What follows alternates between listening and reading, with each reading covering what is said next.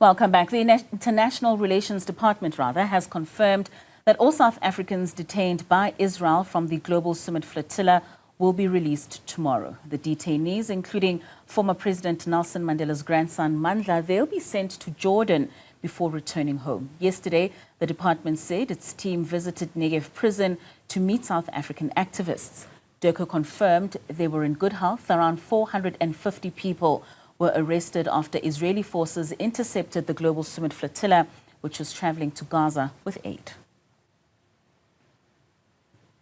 For now, we are joined by International Relations Department spokesperson Chrispin Phiri. But Phiri, thank you so much for your time and for joining us this evening. Perhaps just talk to us about the specific measures that DIRCO has undertaken in order to ensure the safety and the well-being of the South African activists that were detained by Israel. Thank you, Mr. Msomi.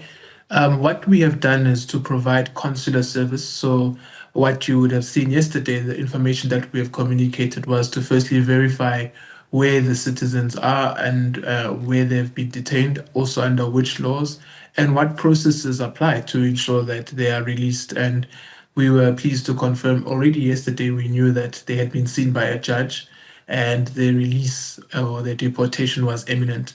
And indeed, this morning, mid-afternoon, we were able to get information from the Israeli authorities here in Pretoria that indeed the citizens would be deported via Jordan. And we're now going to embark on that process. Once they're in our custody in Jordan, then we would ensure that through various initiatives, they get home quite safely. Can you take us through those logistical arrangements for that transfer from Israel to Jordan and eventually back to South Africa?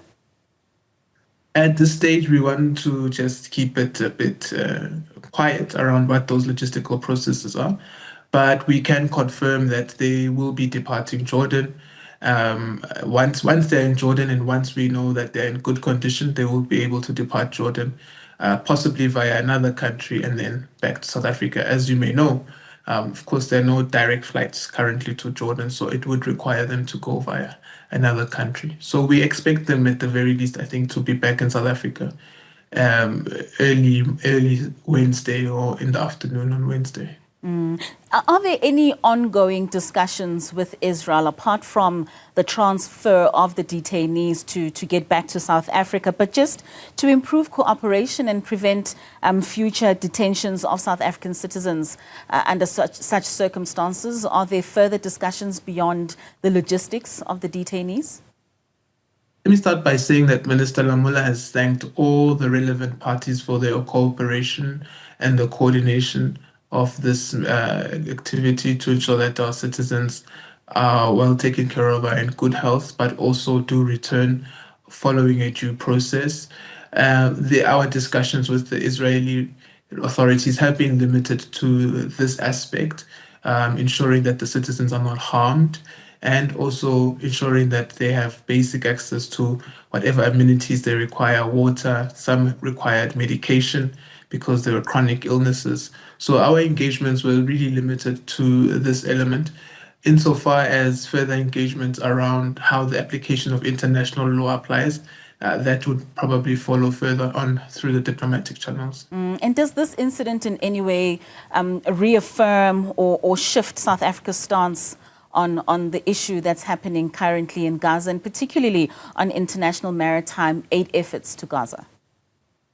Look, these are citizens who took an initiative to ensure that the judgment of the International Court of Justice as it stands is given real application. One of the provisional measure orders is directing Israel not to inhibit any access of humanitarian aid.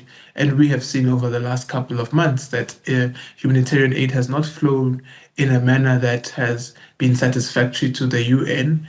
It's not even been the UN that has been allowed to provide that humanitarian aid. So this initiative was congruent to that, and it was in line with international law, and that's why we believed that they should be granted safe passage into Gaza, and they should be allowed to dispense this aid to the very needy people in Gaza as we speak. That's the context in which we saw it, but it is a private initiative, an initiative of citizens, and it is an initiative that we respect. All right. DIRCO's spokesperson. Thank you so much, Chrispin Phiri, for giving us insight. We certainly do hope that we will get more developments tomorrow as those detainees are released. Thank you so much for your time and for joining us this evening.